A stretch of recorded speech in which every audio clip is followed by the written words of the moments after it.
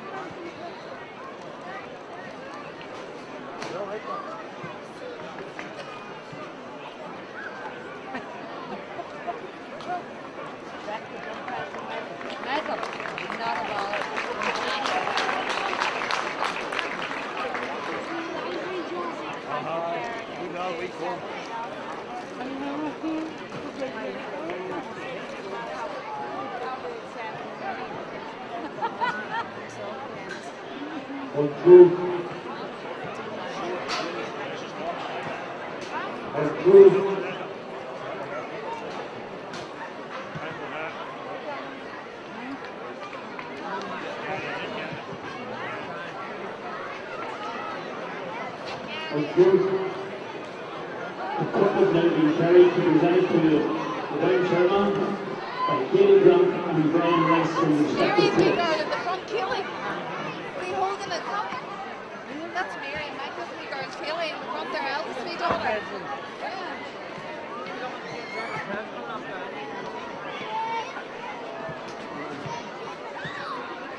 And the match ball will be presented to the referee by Lorcan Hines from Kilcoo and Joe Carter from Clonduff. I knew it was here coming walking out. They'll be here somewhere then. Or Michael.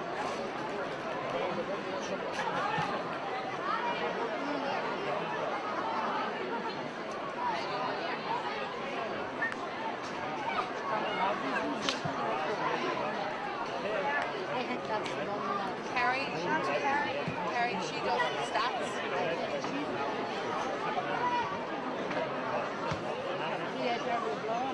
I don't think it's that. I think there's No, I don't think it's that one, is it? No, it's not. No, I think it's the other cards.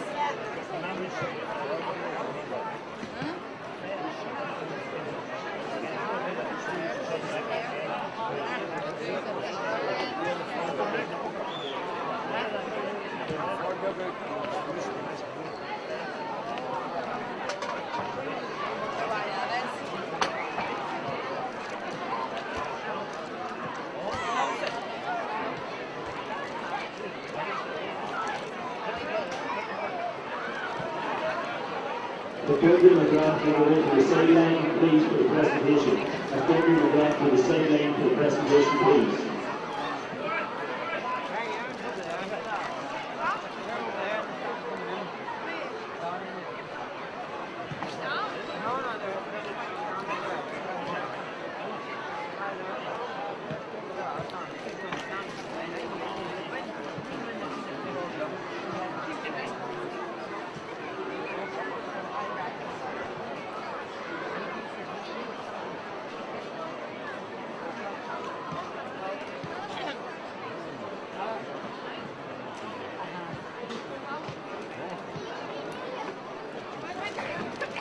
First of the contester, the GAA Senior Football Championship final in the Clonduff of the Spectura.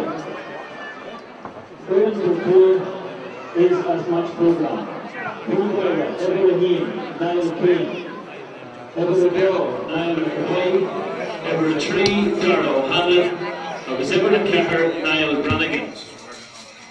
Everett Cruick, Darrell Brannigan, Everett Shea, Augustin Captain, Aidan Brannigan, agus Everett Shot, Aaron Brannigan.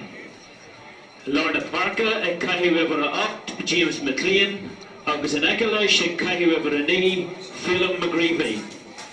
Everett Jake, Caleb Doherty, Ian Jake, Aaron Morgan, agus Doyeg, Ryan Johnson. 3 Jake Martin Devlin, Cahir Jake Paul Devlin, agus in St Cornell like Kilcoo Jake Conor Lafferty. There is one change on the Clonduff team from the match programme.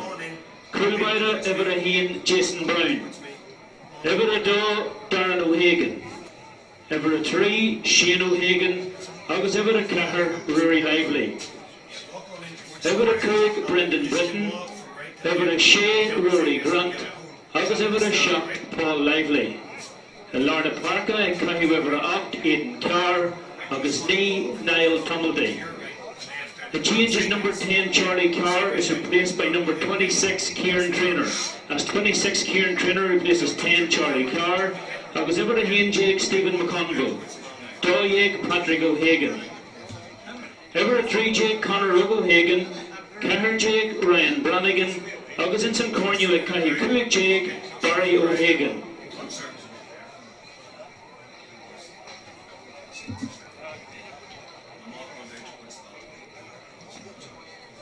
Referee for today's game is Neil Cousins from the Enrave Club. 1-2. 1-2.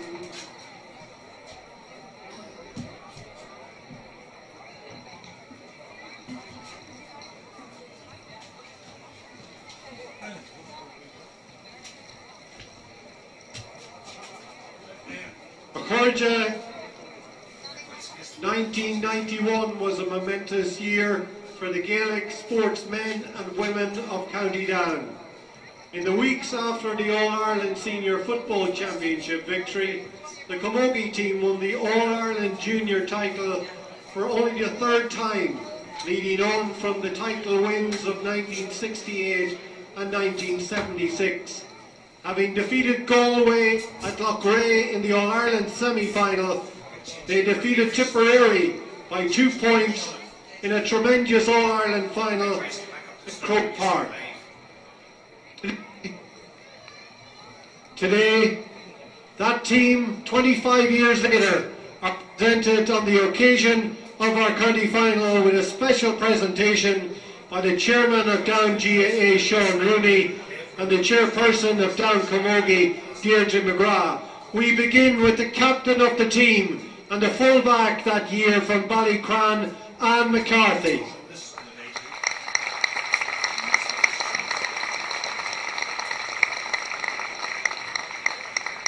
The goalkeeper, also from Ballycran, was Laura Smith.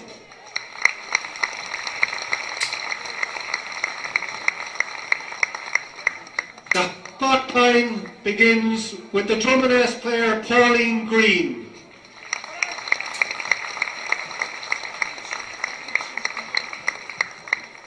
In the centre of defence, she scored a point in the final in Croke Park that day from unraped Teresa Allen.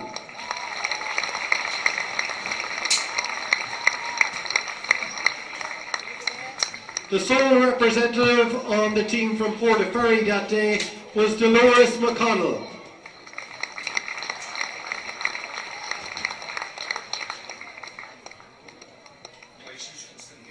Isabel Gribben represented Leitrim, followed by Nuala McGee.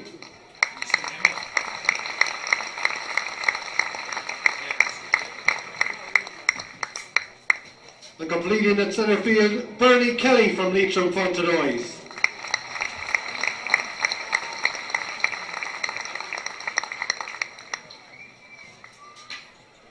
Scoring 9 points in that final, and the half-forward line was Maureen McAleenan.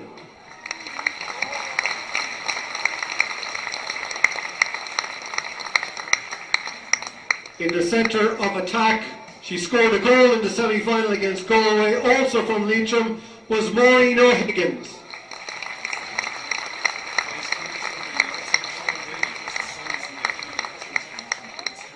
And completing an all Leitrim Fontenoys half-forward line was Noreen Keown.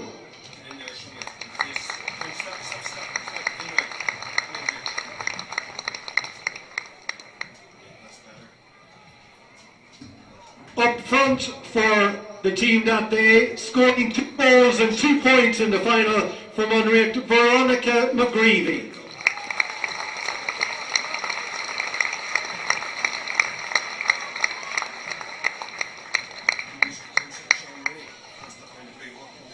Her club have qualified for an Ulster final this afternoon. Valerie Loughran from Banjarg in Killee.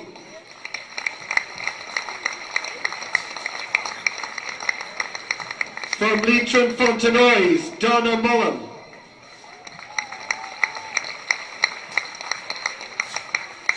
From Portaferry, we have Deirdre Savage.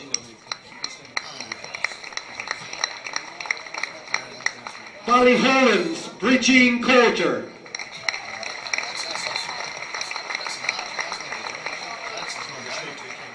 The second representative from Killee was Colleen Riley. And from Newry Shamrocks, Colette Lamb.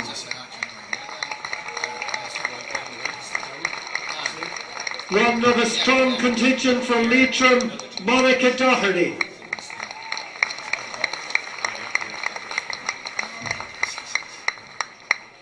Also from Leitrim, Margaret McNabb.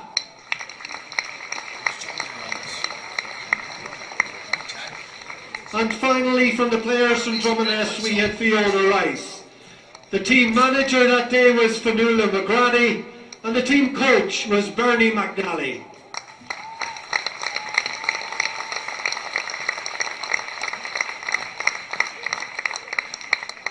We would like to also acknowledge the senior officers of County Camogie back in 1991, the county chairperson Nuala Colquhoun and the county secretary Elizabeth Collins. Ladies and gentlemen, the All-Ireland Junior Camogie Champions of 1991.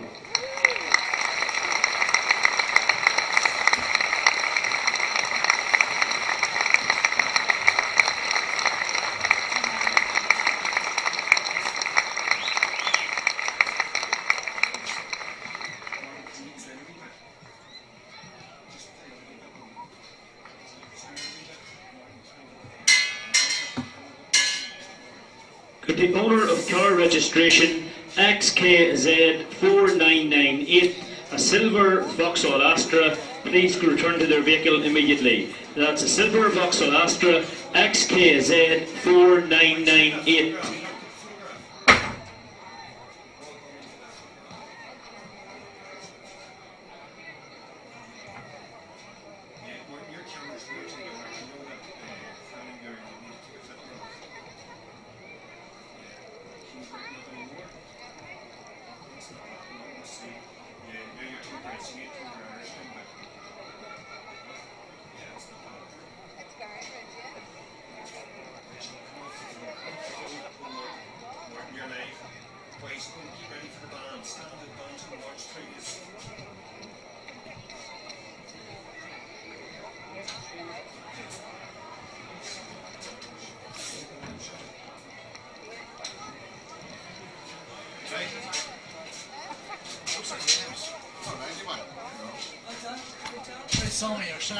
Could both teams make their way to the corner of the field?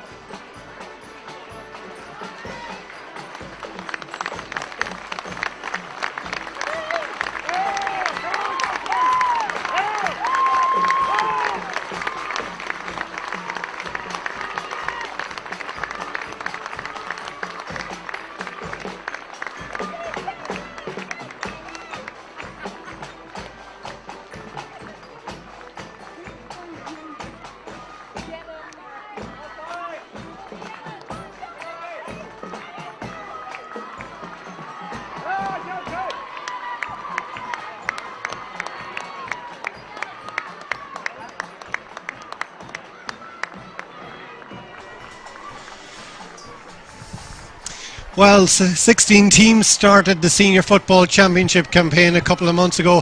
Only 2 remain. It is the neighbours of Kilcoo and Clonduff, who last met in a county final all of 88 years ago. Kilcoo were winners on that occasion. They'll go looking for their 16th county title today, but of more significance is the possibility of winning 5 in a row. And they will come against an up-and-coming team from Clonduff, led by Ross Carr, who have blazed a trail through the championship to make it through to the decider this afternoon. James McCartan is with me in commentary. We are streaming across the world and locally, so we have Seamus Walsh, who is watching in Melbourne, Australia, and even some locals here in County Down who are catching the coverage. And James, it's fair to say that the 2 best teams of the championship are here in the final. Yeah, I suppose if people at the start of the year probably would have picked out Kilcoo and Burn, but Burn probably didn't get to the heights that they wanted to. Clonduff certainly have been the team that has excited people most in the championship and putting in surprising but very, very good performances to get to the final. Yeah, no, I mean, Kilcoo will be under no real pressure, even though the 5 in a row is on here today. I know they're coming in as strong favourites, but they've managed to carry that mantle very well. Yeah, look, I probably don't agree with you completely. I think the pressure's probably all on Kilcoo today. Clonduff are coming here as underdogs with very nobody expects them to win. If they put in a solid performance, they'll probably go home pleased. But there's no pressure on Clonduff here. So look, if there is any pressure, the Kilcoo players will be feeling it. There's a certain expectation that this is a young and bright Clonduff team, and that today's stage might be maybe a step up for them. Well, yes, they're maybe a bit at a different stage of development than Kilcoo, but they're going to have some experienced heads in there too, with Aidan Carr and a few other boys like that. Look, Barry O'Hagan's been playing very, very well too for Clonduff up front, and look, I expect them to put in a solid performance here, and as I say, there's no pressure on them, and I wouldn't be surprised if they're a lot closer to Kilcoo than people think. Yeah, it's a championship for Kilcoo that didn't really light up until their semi-final victory over Burn. In fact, coming into that game, there seemed to be a growing expectation that this was a major chance for Burn to take them, but they were impressive that night. Yeah, look, whenever, I suppose from a Burn point of view, whenever you can't beat Kilcoo without the 2 Johnsons starting and Paul Green in Australia, it's probably a huge disappointment. But Kilcoo have been nearly thinking Ulster Championship in their training schedule all through the year. I know, in the early part of the year when we were losing the odd club game, people were questioning them, and I know that their manager Paul McGyver, look, this time, it's too early, he's too early. So he wanted to pick for a different part of the year than most teams. Yeah, there's only one change from the lineup that is named in the programme for Clonduff. That's number 26, Kieran Traynor. He comes in at wing half forward for Charlie Carr. Just to give you the rundown on the team, Jason Brown, a man who 11 years ago at corner forward won an Ulster under-21 title with Down. He starts in goals. Darren O'Hagan, the experienced campaigner as he is now at cornerback. Shane O'Hagan, an All-Ireland minor winner with Down in 2005. He's at fullback. And then we have Rory Lively. The half-back line, Rory Grant at centre-back, flanked by Brendan Britton and Paul Lively on the wings. At centre field, the wily campaigner, as I suppose we could describe him as now, Aidan Carr, alongside Niall Tumulty. The half-forward line, Stephen McConville is at centre half-forward, flanked by Packy O'Hagan, and that late introduction of Kieran Traynor on the other wing, and then the full-forward line of Conor O'Hagan, Ryan Brannigan and Barry O'Hagan. Kilcoo line out. I'm expecting they will line out as they have been shown in the programme. Niall Kane in goals, Darragh Hanlon at full-back, with Niall McAvoy and Niall Brannigan in the corners. It's an all Brannigan half-back line with Darrell, Aidan the captain, and Aaron, James McLean and Phil McGreevy at centre field. Our Ron Navian performed by Gavin Gribben at the moment.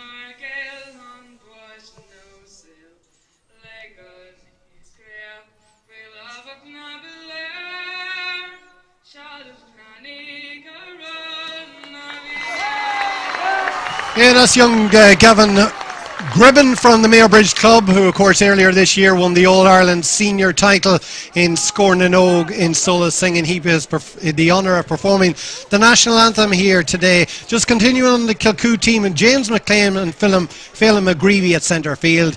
A half forward line. From the starting forward line, only one scored against Burren the last night. That was Caleb Doherty. He scored a point, and you have Aaron Morgan. Ryan Johnson returns to the starting lineup. Martin Devlin, Paul Devlin, and indeed the co-captain Conor Laverty at corner forward. Are you surprised, James, that Jerome isn't out there? Well, look, Jerome and Ryan both had two serious shoulder injuries. I know their father had been telling me all year that neither two of them would play down championship football this year, but knowing Jerome Senior, he's a wily campaigner. He was feeding that information to me for all the Burn people to hear. Look, if Jerome, you can expect him with 20 minutes to go to come off the bench, flying off the bench as he did against Burn, and I think he scored 1-2 from the bench since there. So look, he'd be a big fillet for him whenever he comes on. And Conor Laverty had a quiet championship up into the semi-final, was very busy that evening, really in the thick of things. He might be back to somewhere near his best. Look, Conor Laverty again, a guy who has probably had his injury problems this last couple of years, and his training may have been limited, so look, he's had to be very careful with the time he puts on the training field. And look, he's a big game player, we all know that. Whenever finals coming around, Conor Laverty, and he'll relish the conditions out there today, and look, I expect a big game out of him if Kilcoo are going to win this. Yeah, Darrell Brannigan, the man wearing number 5 today, he was actually red carded in the semi-final against Burren, but in the last couple of days actually won an appeal at the Ulster Hearings Committee, so he comes back into the team and he starts at wing half back. As I said, that the entire half back line made up of the Brannigan brothers. Neil Cousins is the referee for today's 2016 county final from the Unreal Club, and it's Kilcoo who pick up possession immediately. Their captain, Aidan Brannigan, gallops down the centre of the Clonduff defence. Ball laid out, and it comes to Conor Laverty. Laverty tries to line up the chance, but the ball breaks away, and it's Clonduff who tidy it up. And it's out to the wing back, Paul Lively. Paul Lively and his brother Rory, first cousins of Ryan and Jerome Johnson, and that's a ball into the attack that has gone astray and picked up by the fullback Darrow Hanlon, scorer of 2 penalties and 3 points in the semi-final against Burren. Moving forward now for Kilcoo, but that's a ball that has drifted harmlessly out over the sideline, and it's a sideline ball for Clonduff. Played quickly down to the centre forward, Stephen McConville, the 20-year-old Clonduff centre forward. Inside now, Conor O'Hagan picks it up, but the ball is lost, and it's going to be a free kick for Kilcoo. Just inside their own half of the field, Ryan Johnson picking up a slight knock there, and the referee Neil Cousins has come over to, I think it's Conor O'Hagan, and he is signalled over to the sideline for attention to come in for Conor O'Hagan. If you weren't viewing the intermediate final earlier on, Breda very easy winners in that, 3-13 to 110. Surprising enough, James. Well, yeah, look, everybody, I suppose, in these parts would have thought the Kingdom would have won that match, but look, there's been good work going on down in Belfast. Clonduff and Breda are the 2 of the biggest clubs in Down, and hopefully it augurs well for Down football. I think that with the population they have down there, we need the Belfast clubs to be strong, as if Down as a county are going to try and climb back up the ladder. Yeah, it looks as though that attention has come in for the Clonduff man, and Ross Carr signalling out. The ball has come back out. Darrow Hanlon, is going to take the free kick from the centre of the field.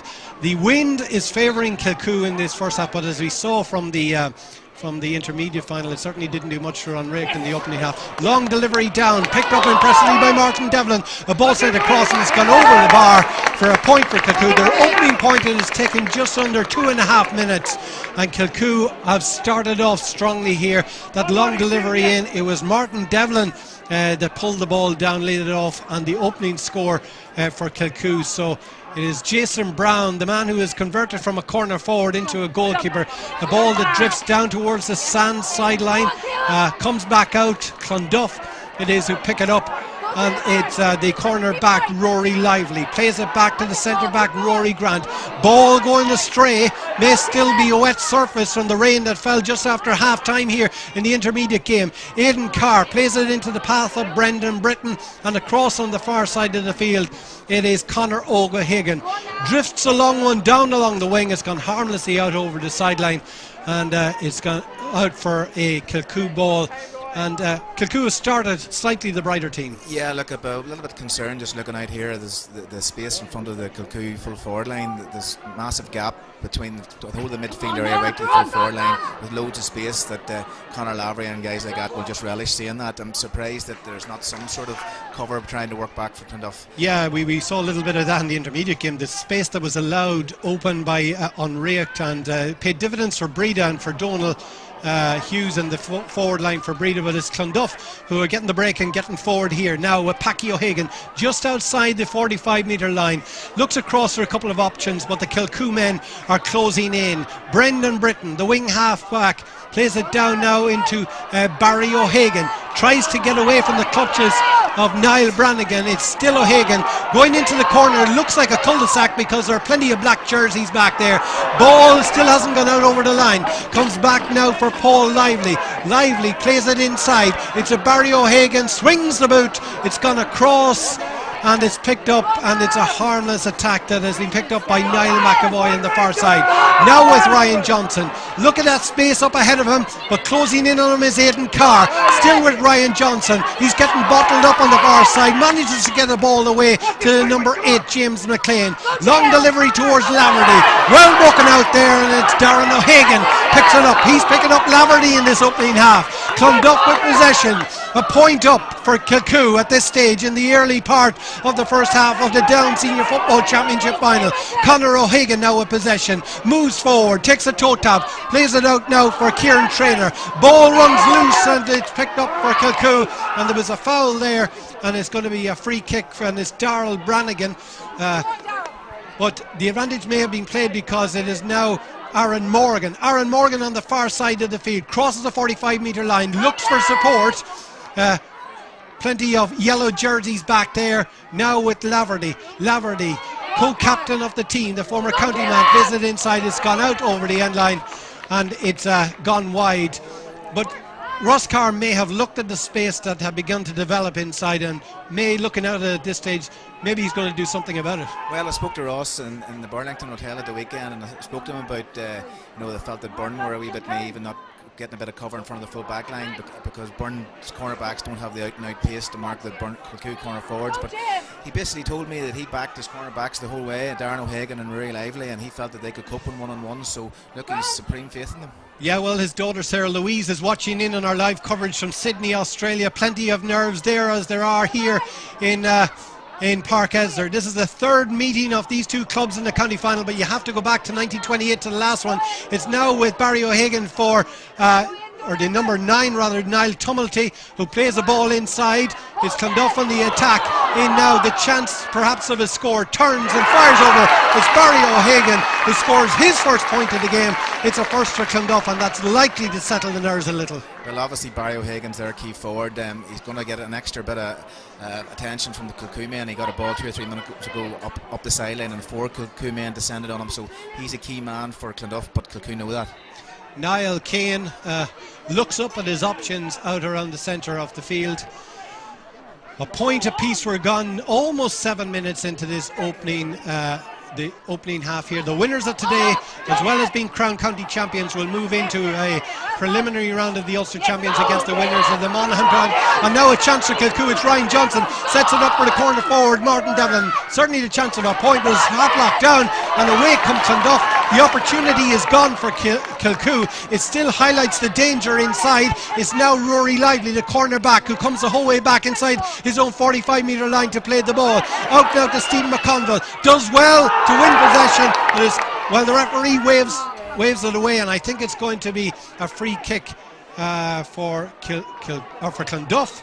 I think the referee Neil Cousins from the Onrea Club, this is his first County Senior Football Championship final. He is awarded the free kick, and it's Packy O'Hagan, and this is about 50 metres out now that he's going to be taking this. Looks for the options, plays the ball offside, off the boot, down into the corner. Barry O'Hagan looking to win at the head of Niall Brannigan. They're tight in the corner now, but it looks as though Niall Brannigan has managed to get the better of him. He's gone down on the ball, and the linesman on this near side has signalled to the referee to come in. It looks as though it's possibly going to be a free out for Niall Brannigan. It's a game that hasn't really settled into a pattern in this opening 10 minutes. Yeah, there's a couple of tasty tackles going in. I'd like to see a replay of that. I thought if Clonduff man might have come in a bit late on one of the Brannigans with his two knees, but look, I suppose over the years the Brannigans have got away with a fair bit of that themselves, so it's meeting fire with fire at the minute. Yeah, you'd have to go the whole way back to the quarter-final of 2011 for the last time that Kilcoo have been beaten in the Down Championship, and it was Clonduff that beat them on that occasion. They went the whole way to a county final but were well beaten by Burren, and since then Kilcoo have gradually taken over as the undisputed kingpins. Today they are chasing their 16th title in Down, and it would be certainly a remarkable achievement to complete the 5 in a row.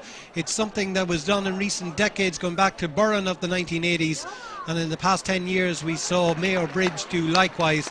But it is Kilcoo, I suppose Kilcoo and Burren, it looked like at the turn of the decade, who are likely to be the standard bearers in Down.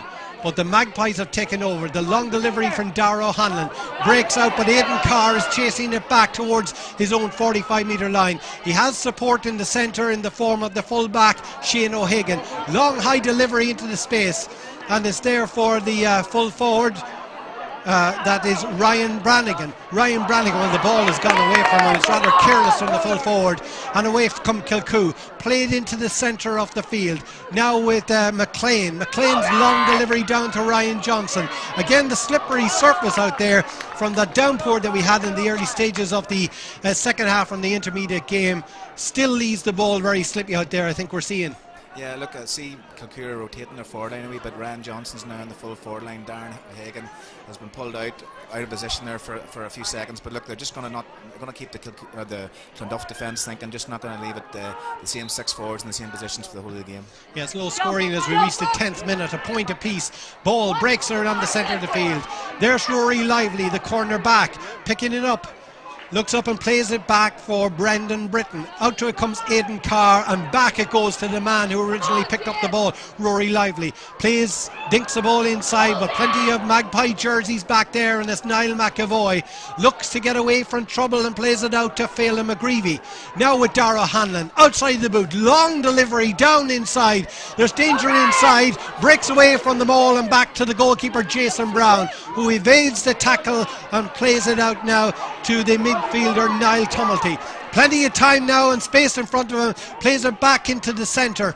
It's still Clonduff with possession, and their centre back Rory Grant. Now back to Tumulty. Brendan Britton picks it up, crosses the 45-metre line. Will he go for the shot? Plays it inside, is going to drop short and into the chest of the goalkeeper Niall Kane, and he gets it away to the captain of the team, Aidan Brannigan. Now with the full forward, that's Paul Devlin. His first touch on the far side of the field. Looks up for options inside. Crosses into the centre of the field. Comes back now to Phelan McGreevy. McGreevy, again that long delivery inside towards Ryan Johnson. Breaks off him, but is picked up perhaps by Shane O'Hagan inside. Ball rolls away. It's gone out over the end line.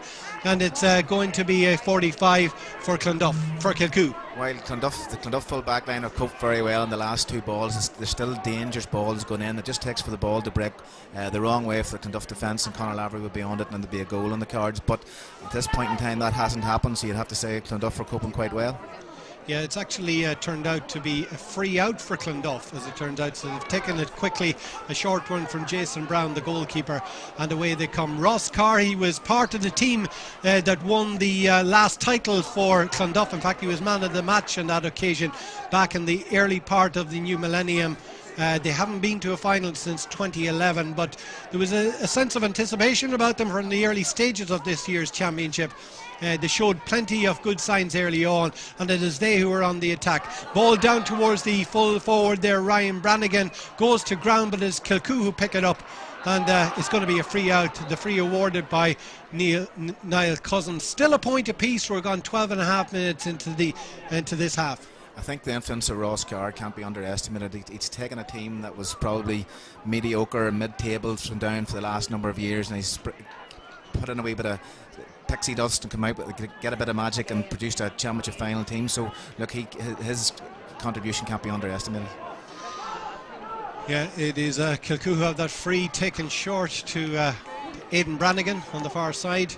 Now to Ryan Johnson, manoeuvring into plenty of positions around the field, as James alluded to the fact that he was put into the inside forward line about 10 minutes ago, and now has been pulled out the field.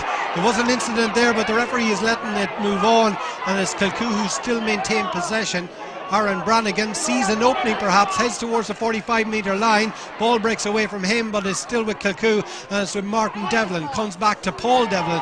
Long, high delivery, but already the umpire is indicating that it's gone well out to the left and well wide. Yeah, I think the Clonduff people are a bit aggrieved. They felt it was a late tackle went in on one of their players around the middle of the field, but the referee deemed it to be okay and played on. Yeah, it's low scoring so far, a single point apiece, and we anticipated in the early stages of this game it would be pretty tight between these two clubs who are neighbouring parishes. So many connections. I mentioned the Liveleys and the Johnsons. Of course, the McAvoys are first cousins of the McConville. Stephen McConville playing a centre forward for Clonduff, but here comes James McLean moving forward, slices open the attack or the defence, and comes back now to Martin Devlin. Pulls back onto the left foot, fires over. It's the second point of the game for Kilcoo. It comes in the 15th minute. We're almost at the midway point. We've only had 3 scores so far, but you looked at James McLean and the distance he made inside that Clonduff Clonduff defence, and Ross Carr is bound to be worried about that. Well, it's very similar to the first attack that Aidan Brannigan went right through the middle of the defence, and nothing came of that. Chalk offloaded and there's nobody there, but there's no cover there, so the whole middle was free on both of those attacks, and I guess it's a worrying sign for Clonduff. Jason Brown's long delivery, and it's Aidan Brannigan has picked it up and he's managed to escape, and there's plenty of space inside now. It's still with Aidan Brannigan, plays it to Conor Laverty. Clonduff will be lucky to escape without a score here, but it's still with Laverty. Laverty twists and turns it out now back to the man from whom it originated from, Aidan Brannigan, and now at Laverty, but Clonduff are managing to push them out. Long delivery inside now to the number 10 there, Caelan Doherty. Doherty scored a point in the semi-final, still has space in there. Paul Devlin tries to bust in, brought to the ground just outside the large parallelogram. It's going to be a fines are there for Clonduff. Yeah, look, loads of space in front of Martin Devlin again, able to get a kick pass in all over the whole Clonduff defence, and one-on-one. Clonduff cornerback slips, and then they're through on goal for a goal chance. So look, it looks like a 14-yard free and an easy point for Kilcoo here. But yes, I would be a wee bit concerned if it was from Clonduff. Again, Aidan Brannigan went through the middle there again, uncontested, and from a Clonduff point of view, and this is no disrespect to them, they're just glad it was Aidan Brannigan on the ball, who'd be known more for his defensive side of the game than attacking. But it's almost a bit like Brian Fenton in the very early stages of the Dublin Mayo game, getting inside that cover, and that opens up the possibilities with the likes of the Devlins and Conor Laverty inside. Look, the last 5 or 6 years from watching Kilcoo, you know, to leave Conor Laverty and Martin Devlin and Jerome Johnson when he comes on inside without some support or cover, you need to have 2 exceptional cornerbacks and have a wee bit of luck as well. So look, I just think that maybe they could tweak something and you don't have to put a sweeper back there full time. You can create a sweeper whenever a man is out of the play. You know, they can just get a wing back to cover back in front. They don't have to go and set somebody back there full time, but at the minute I think they're just a little bit open. Yeah, Paul Devlin has fired over that easy opportunity. There's going to be a substitution for Kilcoo. It is number 5, Darrell Brannigan, and he is going to be replaced by his brother Eugene. So the Brannigans made up 4 of the starting 6 backs. They still have those numbers. I think it's is it Aidan Brannigan who has gone off the field, the number 6, I think it is. Who's gone off, and Eugene Brannigan has come on. So maybe he picked up a bit of a knock, we're not sure there, but Conor Laverty coming the whole way back. The ball runs away from him, however, and it's Clonduff who are chasing it. And still, well, the referee has indicated it's going to be a free out. and the free was taken. Well, the advantage may have been played because the free would have been taken a good distance from where the foul was committed. Now with Darragh O'Hanlon, has a little look up, played inside to the man who's just come onto the field, Eugene Brannigan. Brannigan looks outside. Was there a possibility of a double hop there? Comes back to Conor Laverty, goes to ground, manages to get the ball away, and has played inside now for the number 9, Phelan McGreevy. Now with Paul Devlin, and Kilcoo are inside the cover here again, and it's his midfield partner James McLean plays it across, and it's gone over the bar.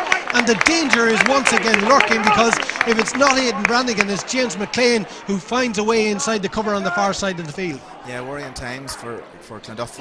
Aidan Brannigan go off, something would need to be seriously wrong for Aidan Brannigan to go off, because he is a hardy bit of stuff. You can assume it's certainly injury, because he was playing well enough. That time he was down up in the corner there, he must have picked up some sort of knock, but look, it must be fairly serious for Chalk to go off. Once again, Jason Brown's kick out. Well, this one has gone tamely out over the sideline on the near stand side of the field. Conor Laverty with the ball to hand his side.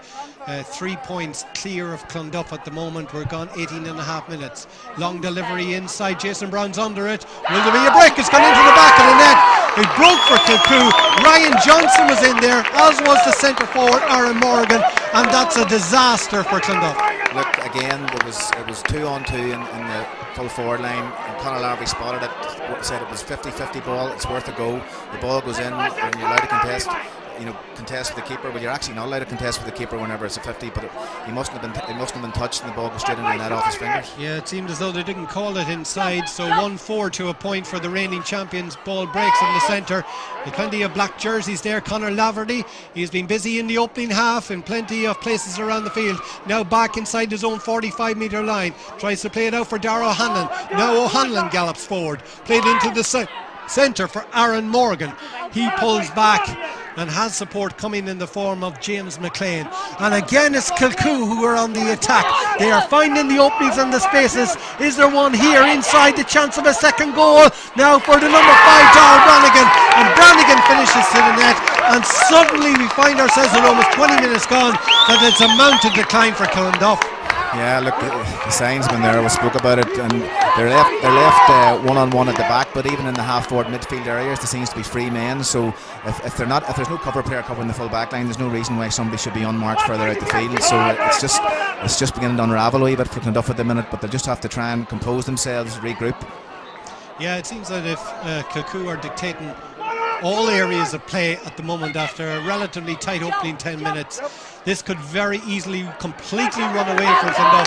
They find themselves 9 points down, and we're still another 10 minutes to go in normal time in the first half. Now it's Eugene Brannigan opening up again. It's come back to Ryan Johnson. Johnson looks up, has the chance of a score, and the umpire goes for the flag. It's a 10-point game at this stage, and one wonders about what Ross Carr is going to be able to do about this, because they're being run ragged by Kilcoo, and Kilcoo are finding men everywhere.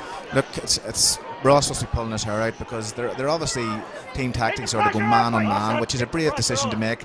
But if they're going man on man, there should be no reason why anybody is free further out the field. And at the minute, in the last 2 attacks, Kilcoo have had 3 men overlapping. It shouldn't happen. It's understandable if you're playing a sweeper, maybe that there's an extra man somewhere, but Clonduff have lined out to go man to man, so there's no excuse for it. Yeah, and that ball from Jason Brown's kick out went over the line. Now back with Conor Laverty. He is a pop. This looks good. It looks really good. It's Conor Laverty. It's his first score of the game, but it pushes Kilcoo 2 goals and 6 points to a single point out with 9 minutes to go. And one wonders, as time ticks on and as the opportunities present themselves for Kilcoo, one wonders what's going through the head of Ross Carr at this point, because a couple of these kickouts from Jason Brown have gone tamely out over the sideline. This time he looks for Aidan Carr or for Niall Tumilty, and it's easily taken by Kilcoo, who are dictating everything about this game.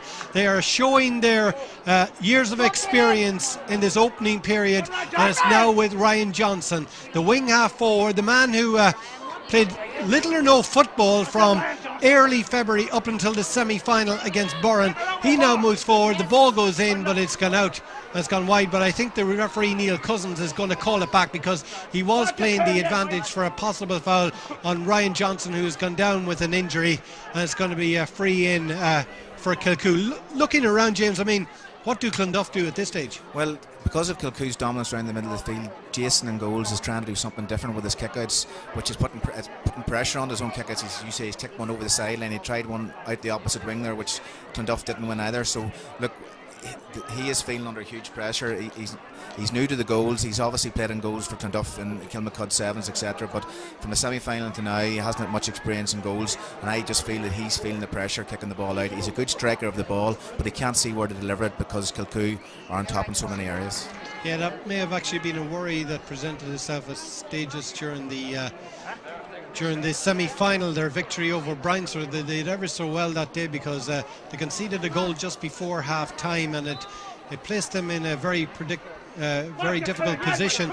They're well behind, but a good second half performance propelled them to a place in the final. They're struggling here, however. Jason Brown's kick out has once again broken away, but Clonduff someone managed to pick it up this time, and it's Shane O'Hagan, the experienced campaigner at full back, the man who was part of the Down minor panel that won the All-Ireland in 2005, now finds Barry O'Hagan a long way from the danger area. It's now out to Paul Lively, drifts the ball inside. Is there an opening here for them? The full forward Ryan Brannigan twists and turns, tries to get away from Dara O'Hanlon. They're being snookered into the corner at this stage. They've only a single point to show from 23.5 minutes, and back out now to Niall Tumulty, but the options are being closed down. Now to Paul Lively, breaks away from the challenge. Paul Lively gets onto his left boot. This one looks as though it's gone harmlessly out to the left and wide, and in contrast at the other end of the field, all of those options for Clonduff, that patient build-up and play has been completely closed down by Kilcoo. Look, Kilcoo are masters of getting men behind the ball and putting you under pressure. Look, you could argue that Clonduff, as you say, were trying to be patient there and wait till the opportunity to develop, but at the end of the day, the kick was forced and another poor wide. Yeah, it's been disappointing viewing for the many Clonduff supporters who are here and who are joining our coverage at various places across the globe, but it is now Eugene Brannigan who carries it forward. The man who came in for his brother Aidan after 12 minutes here plays the 1-2, comes back now to Brannigan, back to the corner back McAvoy, and to Martin Devlin, and Martin Devlin's shot is fired in and off his left boot. It's another score for Martin Devlin, and to be fair to Kilcoo, they're impressing. I mean, the opening 10 minutes looked as though it had the makings of a very tight affair, but since then it's been all the Magpies. Look, you don't like to be sitting here and be overly critical. I think you have to praise Kilcoo. It is a bit like a training game for them now, just the way it's going. The confidence is seeping out of Clonduff, and look, we'd all just love them to settle down, get a couple of scores before the half and come out in the second half and try and make a contest of it, but at the minute it's just, unfortunately, it's all too easy for Kilcoo. Yeah, it's Clonduff who managed to get possession. They won a free, and it's Brendan Britton who plays it short to Rory Grant on the far side of the field. It's Conor O'Hagan. We did say that this is a relatively young Clonduff team for pretty much, for most of them, it's their first county final. Some of them were part of the campaign that got to the final back in 2011. But a lot of young campaigners here now. They could be the future, but for the moment it is the experienced campaigners of Kilcoo who are in the ascendancy, completely on top here and leading by 12 points. Now back into the centre for Clonduff. Inside it goes. Is there a chance of a score beginning to build for them? But the referee has indicated there was a foul going back to about 40 metres out, to chance of a score for Clonduff. It's very noticeable whenever Clonduff are attacking, they have to try and break down a 10, 12 man Kilcoo wall, but whenever Kilcoo attack, they're basically running right into the heart of the Clonduff defence with 10 men chasing them down. So it's just the difference in tactics, that Kilcoo have the men sitting behind the ball waiting for Clonduff to come on them, but Clonduff are going man to man and then chasing back into defence, trying to chase the ball down. One's going one direction and one's going the other.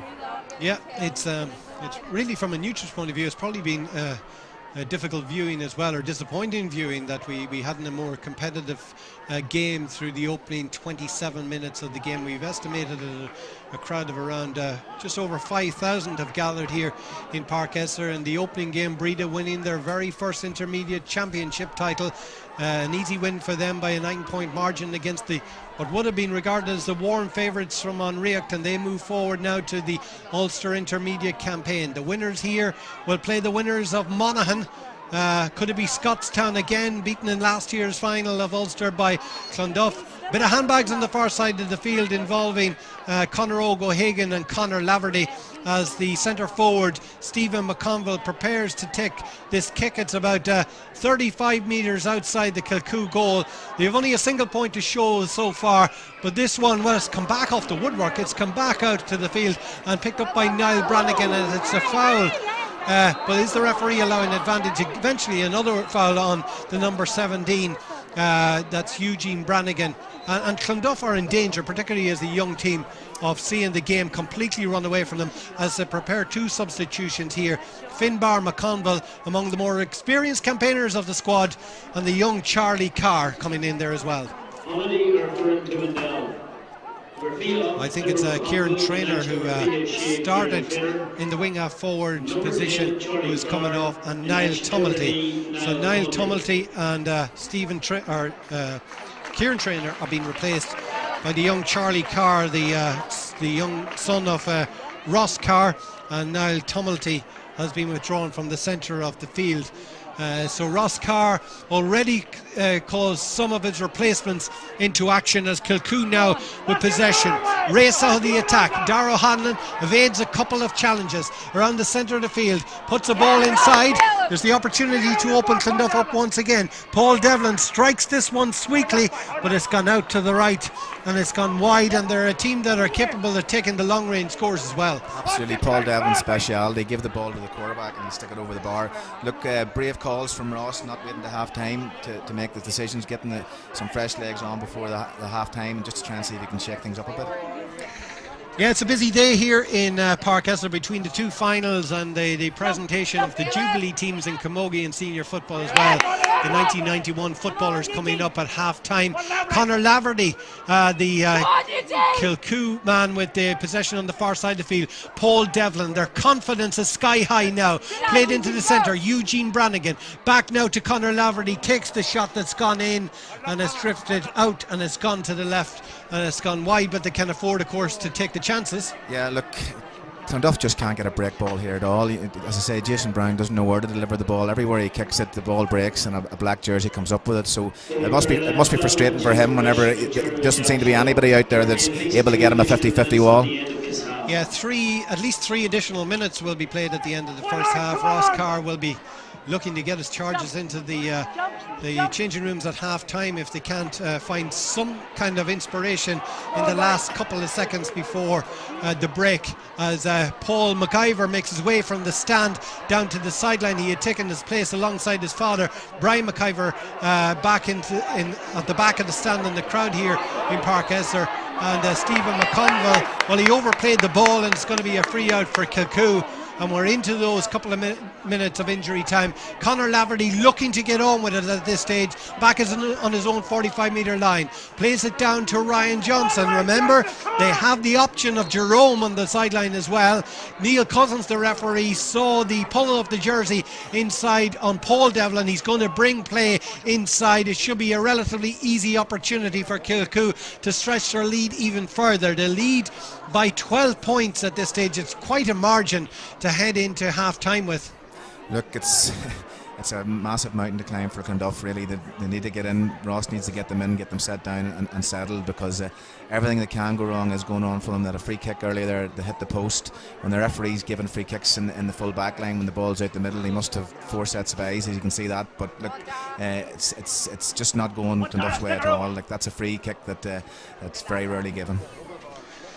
Yeah, well, just waiting on that ball has gone over the bar, and it's another point for Kilcoo. 2 goals and 8 points to a single point, and to think after 10 or 12 minutes of this game there was nothing between them, a single point apiece. Clonduff simply haven't come into it since then, and it's been difficult viewing for their many supporters here, as I'm sure they're watching the live coverage at home or wherever they happen to be across the globe. A ball inside, well, it's run away from the Clonduff man. It's played back to Paul Devlin. It's inside. Is there a chance of another goal? The chance has got, well, Jason Brown has come out on it. For once he managed to get a hand to it, and he's played it out, and as he slipped, the ball ran away from him. It's gone out over the sideline on the near stand side of the field. It's 3 times that has happened for the goalkeeper here, but Well, the referee, I think, has blown it up a little early here in the second half. He had indicated there'll be 3 additional minutes, but it's Kilcoo who are winning so easily at halftime. The reigning champions in pursuit of 5 titles in a row. As we move on into halftime and we take a break from our coverage here, we will return to you in 15 minutes. At the moment it's a halftime, and it's Kilcoo, the champions, who lead by 2 goals and 8 points to Clonduff's single point.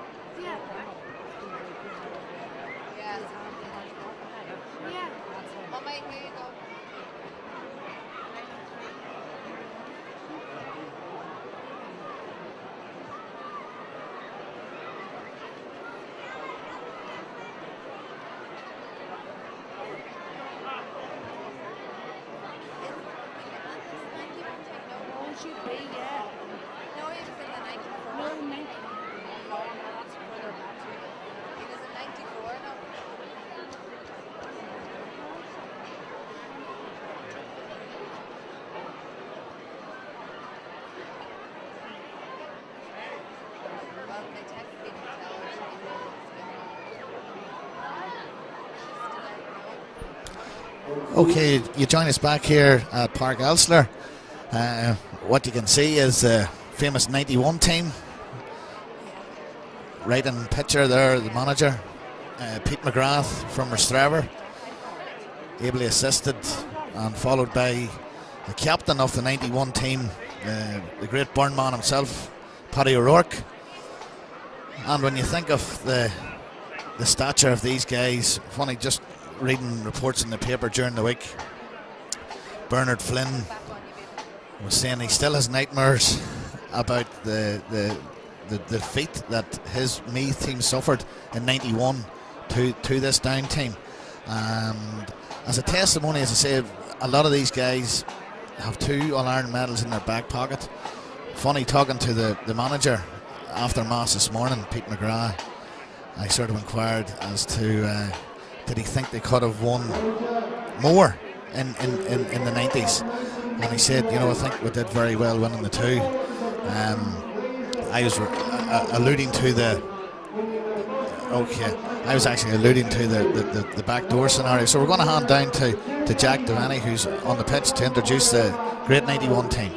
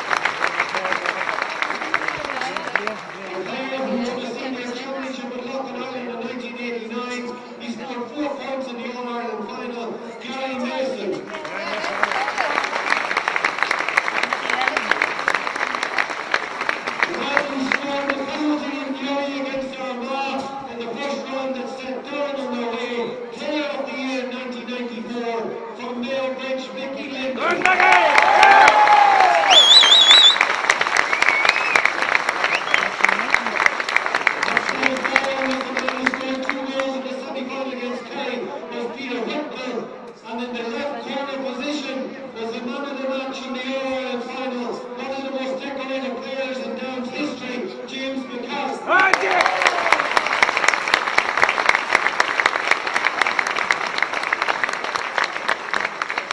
The substitute goalkeeper on that team was Pat Donnan of Ormery.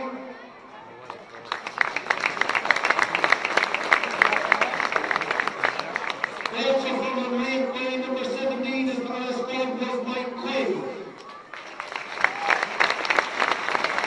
From Castlewell, we have Mark Laverty.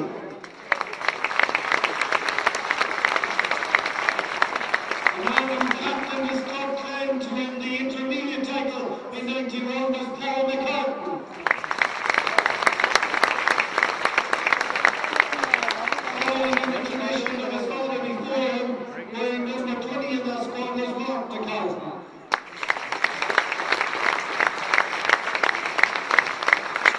A veteran off the side who was introduced in the second half that day, a midfield all-star in 1983 from Australia, Liam Austin.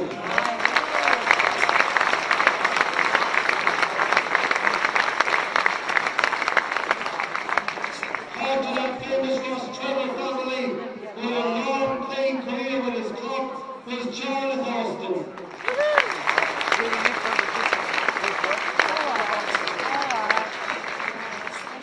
An All-Ireland winning captain at college level, an All-Ireland minor winner as well, who played in the National League final of 1990 from Clonduff was Cathal Boy.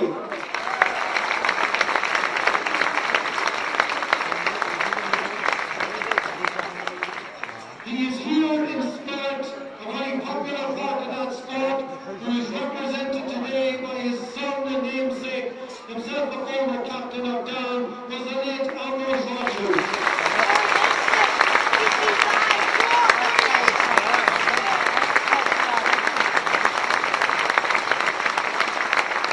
The second member of Castle Women's contingent was George Lynch.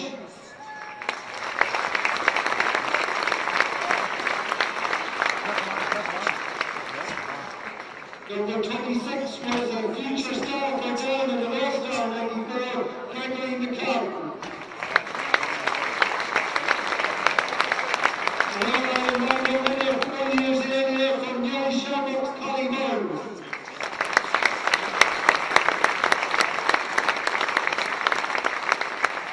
A two-time county championship winner with Castlewell, Kevin Owens.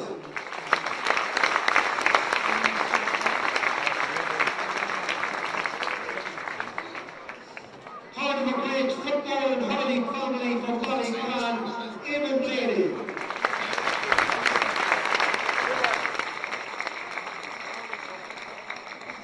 From Newry Bosco, we have Kerry McVeigh. And finally, but not least, also from the Newry Bosco club was Brian Irwin.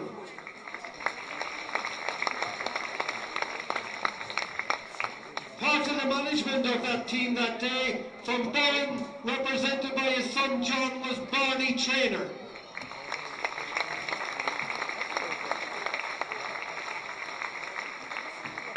We also had an All-Ireland winner from back in 1968, that was John Murphy.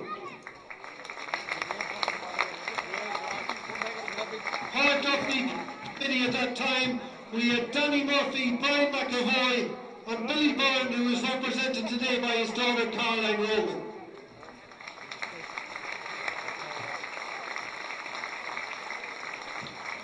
The medical staff on that day were Dr. Martin Walsh, Dr. John Gribben, Margaret King.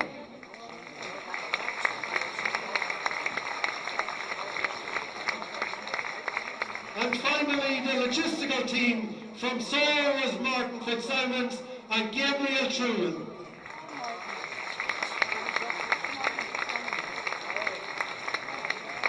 Apolja on Flynn Avuya Craig Maharan, Emil Nigate Nokahan, will you stand and salute the Jubilee team and the All-Ireland champions of 1991.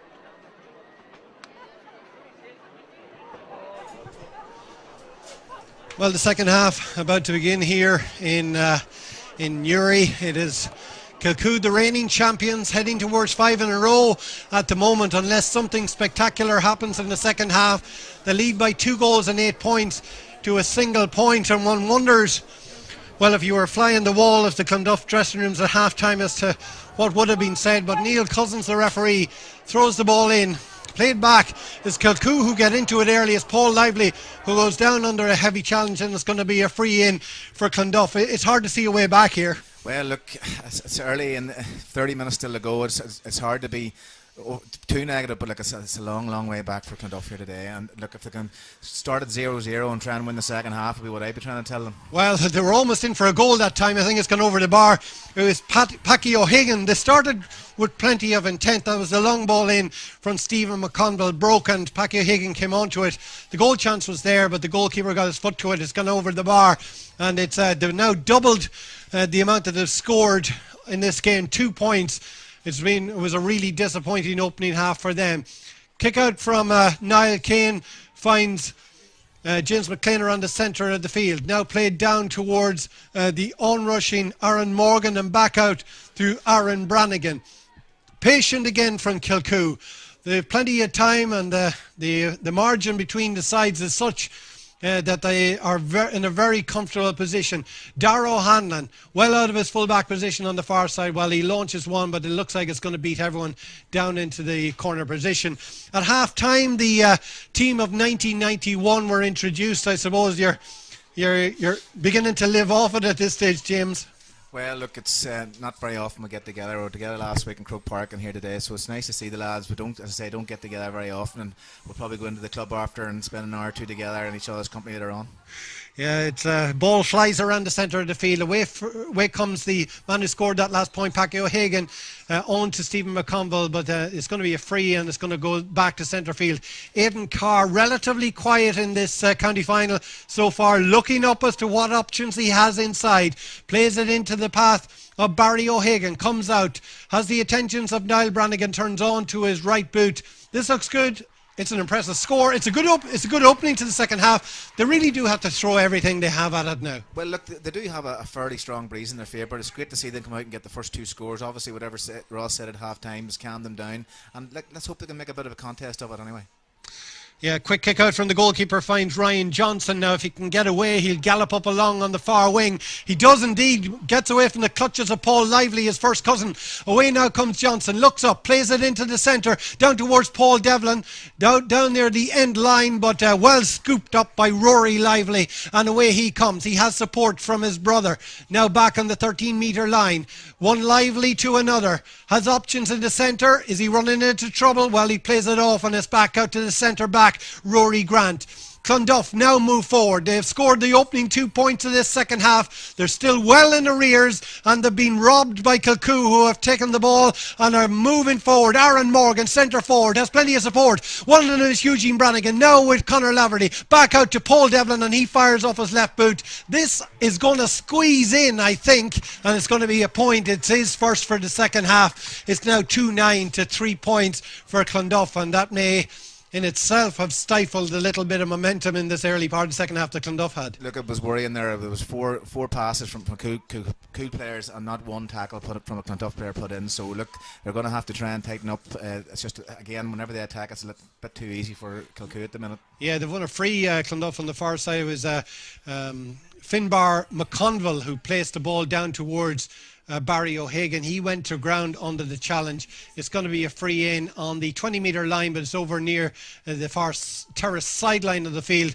And Stephen McConville, well, Neil Cousins is going to drag it in, so it's a eminently easier opportunity now for the centre forward to score and to push it out to 4 points for Clonduff. At least it cuts the margin back a little bit again.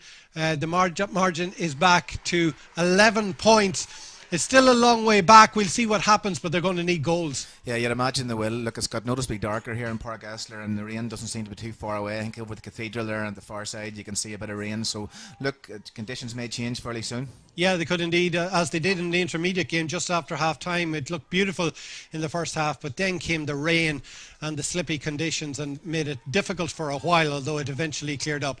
Kilcoo getting bottled up back in their own half of the field.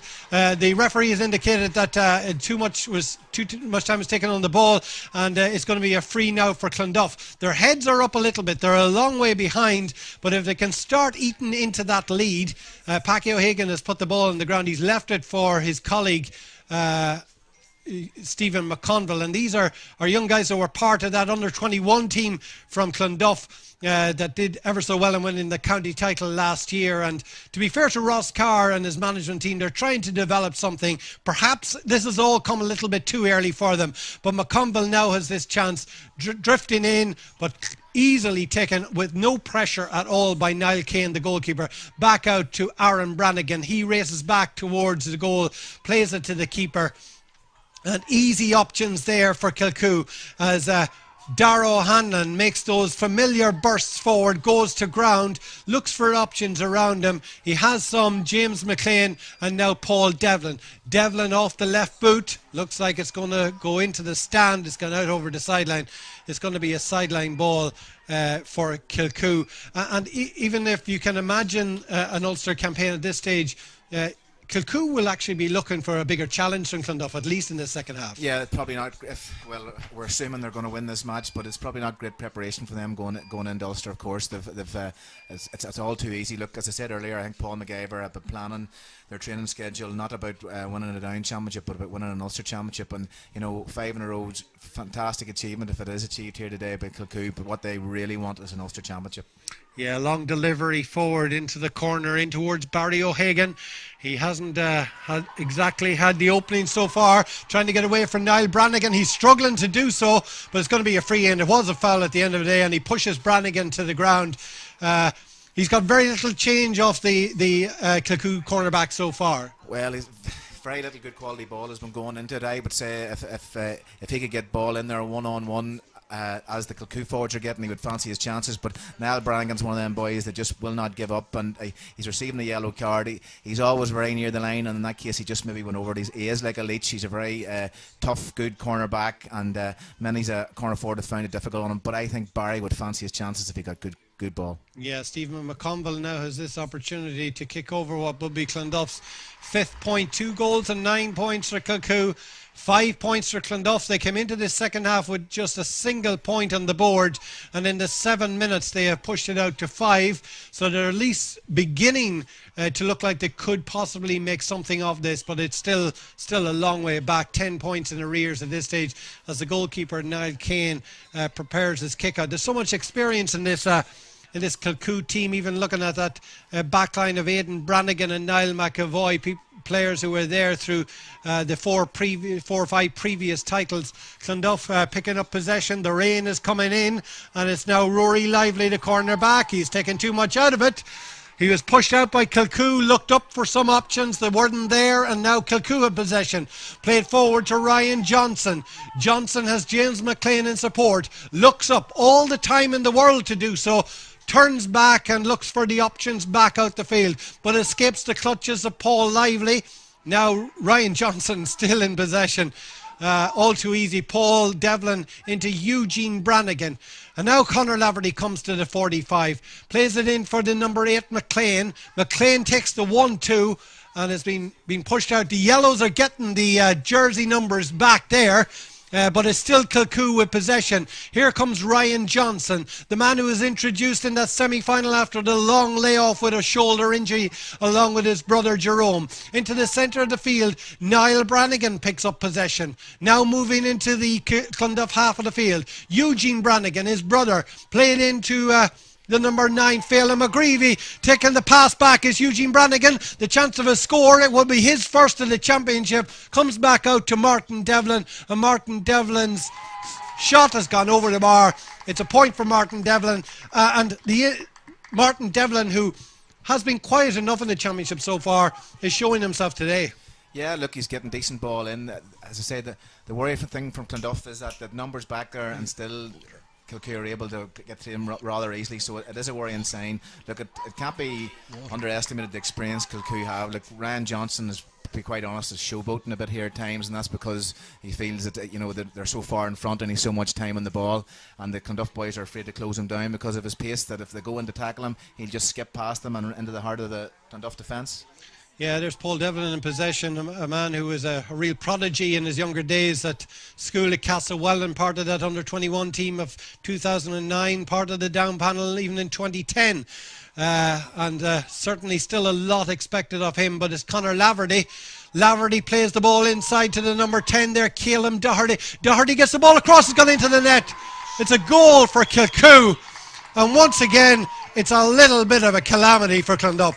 Look, I'm feeling for the Yellers out there at the minute. Look, they've had a good opening 5 or 6 minutes of the half, and then got up the field and 1-1 scored in quick succession. Look, it's going to tear the heart out of that Clonduff team, and to be honest, you know, there's only so much Ross Carr can do. People are actually leaving the stand here at this early stage, so the rain has come on, the weather's starting to hit in, so it's really closing in down round in Clonduff at the minute. Yeah, they've made a change here. It's the number 23. Is it Jerome Johnson who's gone into play? But they're using their bench now because they can certainly afford to. I mean, that's certainly game over if it wasn't already. And that goal for Kilcoo, and it's a third goal for them, and it places them in a very, very strong position, and they will be quietly confident going into an Ulster campaign. We can almost begin to talk about that, even though there's about 20 minutes left in the game. And the heavy challenges might be beginning to come in now, but as James said, some of the crowd beginning to file out here of Newry. They came here with some expectation of a really competitive fixture, but once we were past the 10 or 15 minute mark in the first half, it was all Kilcoo from there, and they are in a very commanding position on the scoreboard and across the field. Martin Devlin coming under pressure, plays it back to Aaron Brannigan, and Brannigan up the centre. It's a Paul Devlin plays the nice ball into Jerome Johnson. It's his first touch since he came in. Tries to get away from the clutches of the full back line. Plays a ball out, but it's nowhere near. Well, we thought it was nowhere near a Kilcoo man, but slips away from the players from both teams, and it's Aidan Carr, the experienced midfielder for Clonduff. He'll be very disappointed with how his team has performed this afternoon. Ball literally hand-picked away from Clonduff, comes back to Ryan Johnson, and he has Niall McAvoy out on the far side of the field. McAvoy gets away from Darren O'Hagan. Now it's with Aaron Morgan. Morgan back to Conor Laverty and into Jerome Johnson. Will he have a go? He does indeed, but it's going to drop short and into the safe hands of Jason Brown. And Jason Brown, who has had a disappointing afternoon so far. 3 have got in past him. And the lead is now out to 14 points at this stage. And it's Kilcoo who clean up back in their own defence. It's a game for which a lot of the fight within it has gone out of it. And a lot of the excitement that we were hoping was going to be there is non-existent at the moment. It's all Kilcoo, and they look strong. Kilcoo must be very confident about Jerome Johnson's shoulder to win in the game so easily and to risk him. So it's trying to strike the balance and getting game time under his belt. Yeah, the Ulster campaign and risking the re-injury. So they must be very confident that his shoulder is fully healed. Yeah, I'd imagine they probably feel that even in the early stage of an Ulster championship, depending on how far they get, but they're probably going to need Jerome Johnson, one might think, because their next outing against the Monaghan champions is going to be in St Tiernock's Park in Clonus. So they will, of course, have the luxury of having got through the county final before the Monaghan one is played. On the far side of the field, it's Kilcoo who have possession. They've had the lion's share of it for most of this game so far. Back to Martin Devlin. Onto the loose man coming forward. How often have we seen that in this game? Blocked down, however. It comes back out to a black jersey. It's Martin Devlin. Plays it into Paul Devlin. Devlin getting bottled up. Ball is taken away from him and played forward for Stephen McConville, who's all on his own. We're looking for something here from Clonduff. The crowd are anyway. And Stephen McConville who breaks away from the player. The chance of a goal perhaps inside, and it's blocked back out, and it's gone out for a 45. The goal chance might have been on. It might have been something at least that would have lightened up the game. Yeah, look, on a rare break from the Clonduff, Stephen McConville getting the ball unmarked and able to tramp into the middle of the Kilcoo defence, a rarity today. And look, he probably did reasonably well, hit the shot and beat the keeper, but unfortunately there was a Kilcoo man on the line to clear it. Look, it would have been nice just to see, for, you know, make some sort of a game out of that had it gone in. Just as I say, not everything that can go wrong is going wrong for Clonduff. Yeah, and Kilcoo are making the replacements now. This is Ryan Johnson, who has been withdrawn, and Gary McAvoy, an old wildly experienced campaigner, who's been brought into the action now as this chance has been lined up from the 45 by the number 12 there. Packy O'Hagan drifts in, but it's gone out to the left and it's gone out wide, and that in some respects sums things up for Clonduff at this stage as Niall Kane prepares his kick out. I know that Ross Carr is going to be very, very disappointed at this. When he looks back on this championship, he's going to have to get away from the disappointment of losing the final by the way in which they have done so, but look back at a relatively positive campaign for a young side. Now in with Ryan Brannigan. Brannigan has been quiet so far in this game. Comes back out Barry O'Hagan. Again, likewise, Barry O'Hagan onto the right boot. This would be a lovely score. It is indeed. The umpire reaches for the white flag. They needed more of that, and they needed it a lot earlier. Yeah, look, Barry, you know, he's probably the one shining light for them in there. If they could have been able to get more ball into him, and as I say, on a one-on-one, I think he would have fancied his chances. But round the middle, Clonduff have been starved. Break ball has been very rare for them, and just overwhelmed round the middle, so it makes it very, very difficult whenever you're Barry O'Hagan and you're getting one ball every 5 or 6 minutes, and at this stage you need goals.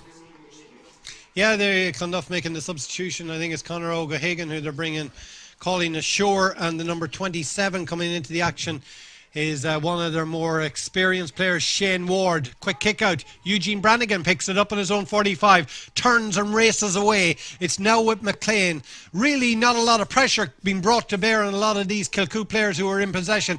Back to Aaron Brannigan. Escapes away from the wing half forward. That's Charlie Carr. Now Aaron Brannigan into the path of Jerome Johnson with his back to goal. Twists and turns. Tries to get away from Shane O'Hagan. Still with Jerome Johnson. Breaks away from the challenge.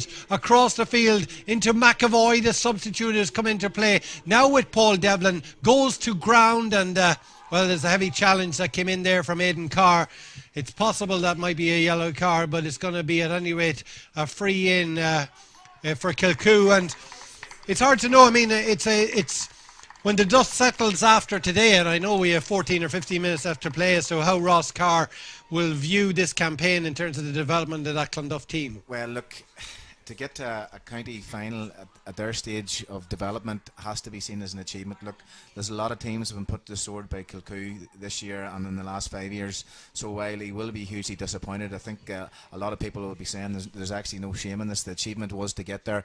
Obviously disappointed by the performance on the day, and you know, everything, as I said, that could have went wrong probably did, but you know, if they can come back stronger and wiser for another year, at least he can look back and say we learned something from today. Yeah, indeed. It is they, Clonduff, who now have possession, and it's Packy O'Hagan goes to ground under the challenge. It's going to be a free kick. Paul Devlin, the full forward, has been withdrawn from the action, as again we're looking round and the crowd are filtering out slowly but surely here out of Park Esler this afternoon. Ball down to the substitute from the first half, that's Finbar McConville. He's taken the hit. It's going to be a free, and it's Paul Lively. Long delivery up to Barry O'Hagan. Plenty of black jerseys getting back there, though. Turns onto his right boot. This would be a superb score if it was. Comes back off the woodwork, or maybe the hands of the goalkeeper, but it's safely out for Kilcoo, and Niall McAvoy picks up possession on the far side.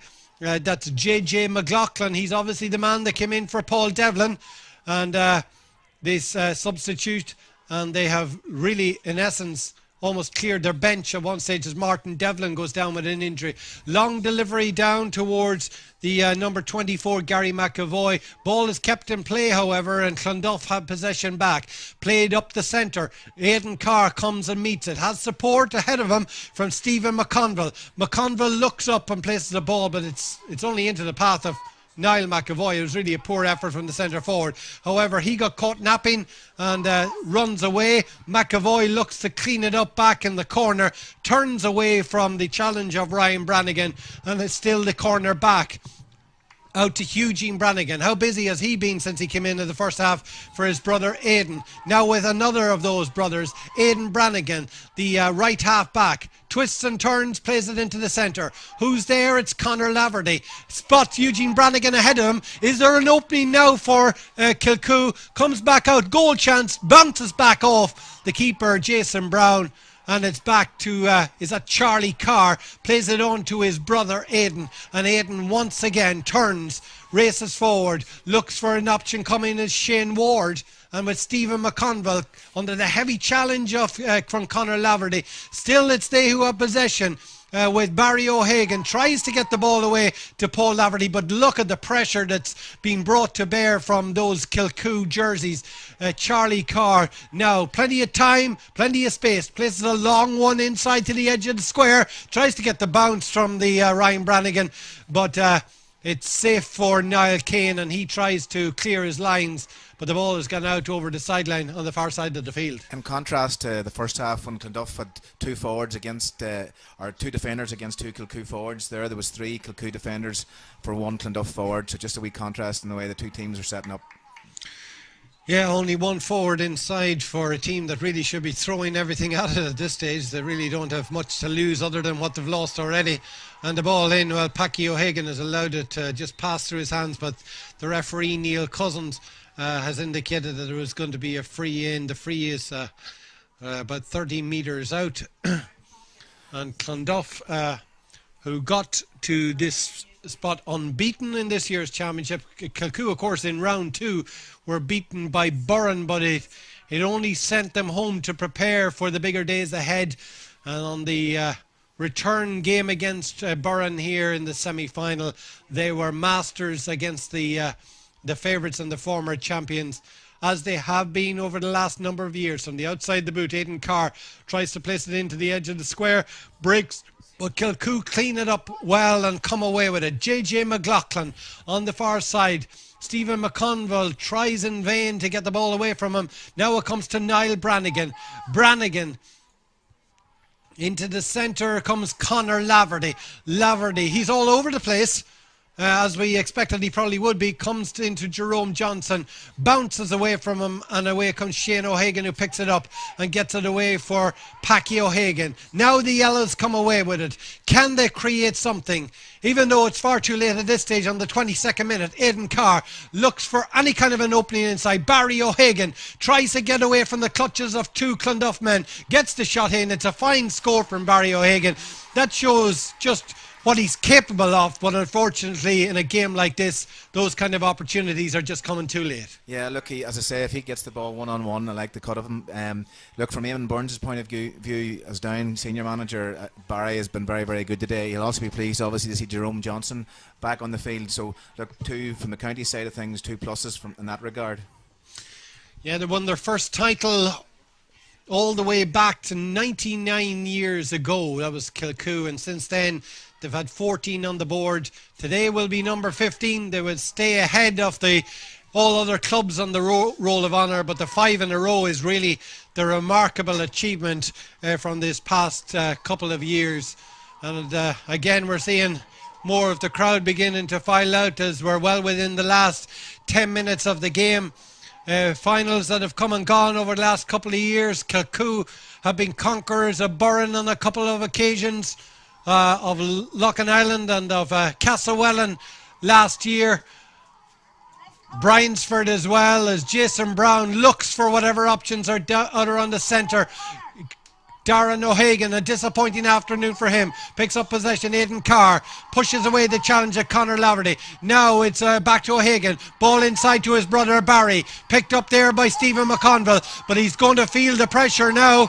And there's a foul in on the corner, and the referee, Neil Cousins, has awarded a free in, and the free is going to be taken from the 20-metre line, and it's probably going to be Stephen McConville, as well as the experienced campaigner Sean O'Hanlon has come into play, and he has replaced James McLean, who has come in, been withdrawn from the team. The free looked to be taken, but the referee is holding it up. He's going to be booking the wing half back, Aaron Brannigan, for that foul in the corner.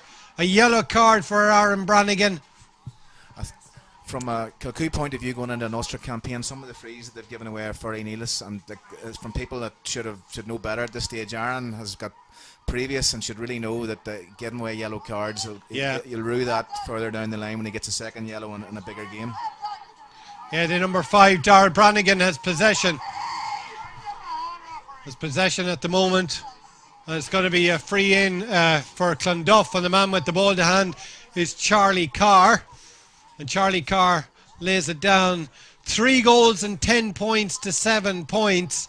I mean, I'm not sure as to what people's thoughts and predictions coming into this game. They were certainly hoping for a close affair, but it from the 10th minute onwards, it has been nothing close to that. And there's a kick out here.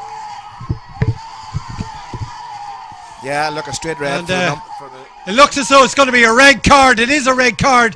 It's for Eugene Brannigan, and it really was a needless action by the Kilcoo man. The game was well over. He had no need, even regardless of the action that the Clonduff man took against him. Well, yes, look, Barry O'Hagan's kicked the ball into him, and out of frustration, and you can understand Barry doing it. There's no excuse for doing it, but you can understand his frustration. But there's no need for Eugene to be frustrated. They're winning the game handsomely. So look, a foolish act, and that's going to cost him. He'll miss the first round of Ulster. Yeah, he certainly will. It's kicking action, so it's at least a game of a suspension, and the ball placed in from Paul Lively, the break in from Shane Ward. It's now with the number 14, Ryan Brannigan, who goes to ground under the challenge. They're looking to create something. They're almost certainly looking to create a goal chance. Well, that's not going to happen because it's fired away to the right and it's fired wide, but the referee is calling it back. It's going to be taken again. But it's all just far too little too late, as Ross Carr, to be fair to him, is trying to encourage them from the sideline to play to the final whistle, but this game was over a long time ago. And one wonders as we look forward, as to Kilcoo still have that ambition of claiming an Ulster crown, and they're in good shape going into the provincial campaign. Yeah, I suppose, as we said earlier, they might have liked a closer game, but look, their goal is not down this year. Yes, 5 in a row is fantastic, but they want Ulster. Look, just wanted to add that Eugene got a red card, but as you said earlier, he was having a fantastic game, and really it'd be frustrating for him and the whole family that it ended like that, because I say he came on and was playing exceptionally well. Yeah, the rain is beginning to come on once again here in Newry. It has interrupted proceedings on a couple of occasions.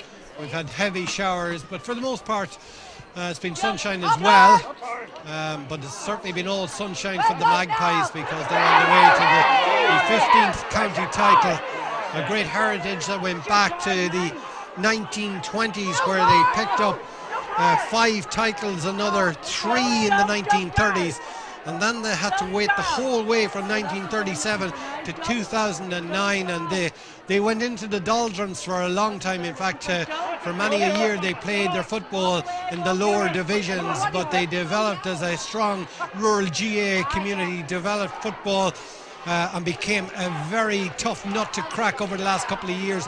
Very good championship pedigree they have developed, and they're now on the way to the prized possession of the 5th title in a row, as Shane O'Hagan picks up possession back on the full back line. Clonduff now look to clear their lines back in defence with Brendan Britton. Aidan Carr with possession. He's certainly been busier in the second half. Tries to get away from the Kilcoo challenger Sean O'Hanlon.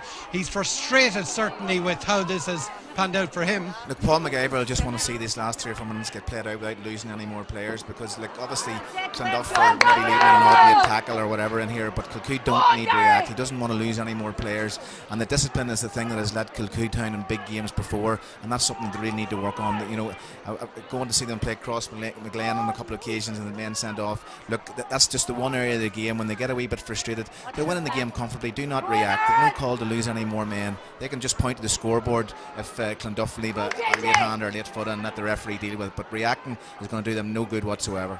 Yeah, JJ McLaughlin involved in that latest passage of plays back to the fullback Darragh O'Hanlon, and they're really in a comfortable position to try and create something here. Delivery down to Jerome Johnson. He hasn't had much luck since he came in so far. Looking for the referee, indicated that he was fouled. The referee is playing the advantage. It comes back to Jerome Johnson. The advantage is over. Has the option inside now with JJ McLaughlin. Is there a goal chance here? Puts it onto his left boot, fires over the bar. That's his first point of the game since his introduction earlier in the second half. It pushes the margin out once again, and as another substitute comes into play, Jared McAvoy comes into the action, and he will replace Martin Devlin, who looked to be hobbling in the last couple of minutes as we enter the last minute of normal time here in Park Esler. Jason Brown lines up possession once again, lines up his kick out. Well, he looks a dejected figure as he looks out for whatever options are out there. He doesn't see many of them, but throughout this afternoon, particularly from the 10th minute onwards, Kilcoo simply closed it off and were comfortable from there, created the goal chances, executed them comfortably, and were in a commanding position long before half time, by which stage they were on their way to the 15th title. Aidan Carr now with ball to hand. It's a free kick for him. Plays it across to the wing out back Brendan Britton. Back to Aidan Carr. A support from Stephen McConville. Tries to get away from Niall Brannigan. McConville into Finbar, his brother. Tries to get the pass away, but black jerseys are getting back there. Ball runs loose. It's going to be a free in for the foul on Stephen McConville. And your reflections, I suppose, at this stage, James, it didn't turn out to be the game that we possibly had hoped for. Disappointment for Clonduff, but a wonderful afternoon for Kilcoo. Look, absolutely. Look, there's the 4 minutes of extra time went up there, and I'm sure Ross did not want to see 4 more minutes of this. Look, yes, credit has to be given to Kilcoo. 5 in a row is some achievement, some fantastic achievement that'll go down in history. It's a golden era for Kilcoo football at the minute, but like reminiscent of Mayo Bridge a decade ago. Like the supporters should enjoy it because it does not come around all the time, and Mayo Bridge boys would love to get that era back. Look, as regards Clonduff, you know, just regroup and come back another day. Do not dwell on a defeat like this too much. Like Ross has squeezed every bit out of those guys. Probably lost big Arthur McConville as well, which is another big miss for him. So look, the aim I said was to try and win the second half. The second half, you know, while it's been one-sided on the scoreboard, if you take the second half alone, it probably hasn't been too bad. It showed a bit more heart and a bit more spirit. When they're 10 points down, it's very, very difficult to do that. Yeah, well, the chance of a goal, well, it's fired in, but it's gone out to the right, and it's gone wide in the last 3 county finals, including this one. Kilcoo has scored 10 goals. They have certainly been very prolific, and I'd say even beyond this year and beyond what happens to them in the Ulster Championship, they're a very hungry club, and they'll be hungry for more. They'll be hungry for more records. Look, Kilcoo, you know, they have that mentality that everyone's against us, and they use it as a plus. They just round the wagons and you know, treated like you know, sometimes people say that they're not county men or whatever, but they don't care. They go out there winning county championships. They're the most successful team in the county at the minute, and they don't care what anybody else says. And fair dues to them, that's getting them county titles, but they want the Ulster. Yeah, they certainly do. And they've had a couple of disappointments, losing out to Cross McGlen in the final a couple of years ago, going out to the same opposition last year, as the cornerback Niall McAvoy picks up a yellow card as the rain is coming down, as James indicated earlier. You know, Paul McIver at this stage, he wants to ensure that nobody picks up a red card here and misses the chance to perform in the early rounds of the Ulster Championship, as Niall Kane prepares his kick out. That last chance for Clonduff again goes wide, and we're into the 3rd of 4 additional minutes. Clonduff picking up possession around the centre now with Packy O'Hagan, moves forward. Shane Ward back into the path, and Packy O'Hagan gets inside, but it's gone out It's gone right. He had the right idea. He tried to get it out to Barry O'Hagan, but he was falling at the same time, and it went off his glove and out to the right and wide. Yeah, look, it would have been, they've had a couple of goal chances in the last couple of minutes, and to be honest, it would have been nice to see them score that just so they can leave the ground with their heads up. But look, as I say, you can't argue with the spirit. Clonduff, the tide's been against them, but the last 10 minutes they have stuck at it, and they're the team on the front foot, albeit Kilcoo have emptied the bench, and as I say, take the foot off the gas a little bit. But look, Clonduff are still coming. Yeah, ball breaks away up towards the Packy O'Hagan in the Clonduff attack. Now Shane Ward puts it into the centre, comes back out now to Finbar McConville. Couple of options inside now. Is their goal going to come for them? Comes off the crossbar and back out.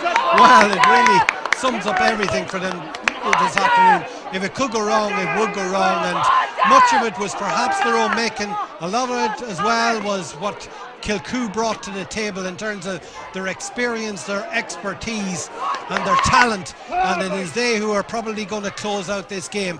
Down now to Jerome Johnson. The floods, the rain comes down here in Park Esser, but it's Jerome Johnson gets away from Shane O'Hagan. Now with Johnson, more game time under his belt after the long layoff. Ball inside, but it's Aidan Carr who clears it out, and the referee has awarded, well, he's blown the final whistle.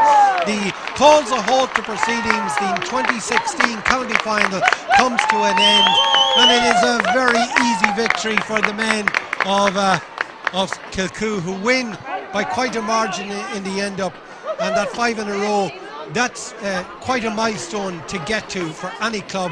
It hasn't been achieved since back in 2008 Mayo Bridge, and it puts them into the same kind of company as the Bridge and Burren back in the 1980s. Look, as I said earlier, this is certainly a golden era for Kilcoo.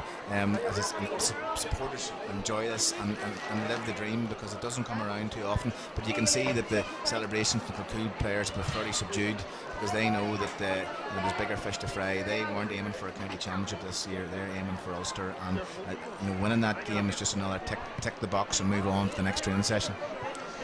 Yeah, it's looking back in the championship campaign, it drew the crowds aplenty, but in the end up a county final that didn't live up to the kind of expectation that the big crowd here in Newry were coming to see. Yeah, well, look, Kilcoo can't be in control of that, and I don't think anybody's going to be overly critical of Clonduff. As I say, it's a young team, and maybe it was a year or two early for them to get the county final, but I think they deserve a lot of credit, and they certainly served up some good championship matches for their supporters throughout the year, and they'll be back another day. Yeah, okay, so it's Kilcoo who move forward to compete and represent down in the Ulster Championship campaign. They will play the winners of the Monaghan Championship in the preliminary round. That'll be coming up in 2 to 3 weeks' time, and that game will be in St Tiernock's Park in Clonus. For now, however, they'll celebrate 5 in a row, a 15th title. Looking back over the last couple of years, they have conquered Bryansford, Mayo Bridge, Burren and Castlewellan, and when Clonduff came to the final stage this afternoon, they met a team that were in their prime, and really, while they'll be disappointed, they will be encouraged by a championship campaign where they started out with maybe not quite the expectation to get to a final. They got there in the end up, but it is Kilcoo who are the champions once again, and their captain, their co-captains are Aidan Brannigan and Conor Laverty, who will lift the Frank O'Hare Cup for the club for the 15th time. And I suppose as they move forward to Ulster, they'll also be hoping that whatever injuries they might have picked up, particularly for the likes of Aidan Brannigan, that they will clear up. Yeah, well, I was talking to some of the boys at half time. I think he might have tweaked a hamstring, so hopefully, look, he ran off fairly comfortably. Hopefully it won't be too bad. He's a huge player for them. He's been around a long time. He'd be a bit of a talisman, and he'd be a good team player. So look, they would certainly need him back. Obviously going to be missing Eugene, which is a miss because he came on and played very well. And look, it's unfortunate for the lad, a wee bit of a rush of blood to the head. Like, and again, he poked the foot out, a minor thing. 20 years ago they probably would have played on, but in this day and age those things are punished, and it was right in front of the referee's eyes. So the referee, going by the book, really had no option. So just unfortunate for him. It's probably going to ruin his evening and ruin his celebrations. And it's more game time for the Johnson brothers as well, because even though Jerome played most of the second half, he didn't feature all that much. But I suppose all they wanted was to get game time under his belt and we'll probably see more of him in the Ulster campaign. Look, for him to come through a game unscathed, the shoulder holding up to any heavy knocks he got, as you say, getting those minutes. Ryan again, he started the game, he came off. Look, we all know what Ryan Johnson, like he's a Rolls Royce footballer as regards ball carrying, and if you give him space, he will run into it and expose you. And the Clonduff defence were afraid of his pace today, even whenever, as I say, he was showboating at one stage, toe tapping the ball in a stationary position. None of the Clonduff boys would come in to try and tackle him because they're afraid that he would just skip past them and then running through the heart of the defence. So look, they're both key weapons and key players for Kilcoo, and they'll need them firing on all cylinders if they're going to get right through the Ulster final. Yeah, and they'll fancy their chances, one would imagine, after having the experience of the last couple of campaigns, coming relatively close on a couple of occasions, losing out to Cross and to Ballinderry in a semi-final a couple of years ago as well. But they're very much going to be focused over these coming weeks on that. They have the advantage of being able to go to Clonus and be able to see the Monaghan final now probably in the next week or two. Yeah, look, that's always a help. You get your stats men there, you get your management team there, you get a look at it, and you just get that extra time to prepare for the game. Look, as I said before, Kilcoo's eyes are on the bigger prize than Frank O'Hare Cup. They won an Ulster Championship, and they're well set up to do it. They've all their players coming back to full health and a bit of momentum. And apart from the red guard today, no setbacks as regards injuries, etc. Yeah, it's Darrell Brannigan, the number 5, who picked up the man of the match award. I mean, this is a team that have always shown themselves to be, you know, the overall sum of their parts is far greater. So to pick out a man of the match, even in that performance today, would have been difficult. But as a man who could so easily have been missing today because he gets sent off in the semi-final, won an appeal on a technicality and is back in today. But the Brannigans are some force as a defence. Look, the Brannigans are a force of nature, as you say. Like 4 or 5 of them in the team. It's an amazing achievement from one lady. She deserves a lot of credit. She should be getting a statue put up to her in Kilcoo. Never mind the sons, because she's put in some shift. Yeah. Well, they'll enjoy this evening. It's not a novelty so much for them anymore as Sean Rooney prepares to present the Frank O'Hare Cup for 2016. It's been a wonderful day all the same, because we had a very open intermediate final, won in the end up by Breda, winning their first intermediate title, won easily in the end up by 9 points. We had the presentation of the Jubilee teams of Camogie in senior football, who won All-Ireland titles 25 years ago, to the crowd. Earlier today we had the laying of the wreath at the graveside of Patrick Rankin, the Down treasurer back in 1916, who participated in the Rising in Dublin. And then we had the Showcase senior final, which unfortunately didn't live up to the billing, but Kilcoo won't care about that. They are the champions for the 15th time. The presentation of the cup to Conor Laverty and to Aidan Brannigan. And we want to thank all of those who tuned in from across the local areas, across Ireland and indeed across the world. The novelty of the live streaming service that we provided here for our county finals today. Our congratulations to Kilcoo. They are the county champions, and they'll enjoy it certainly this evening and in the days to come.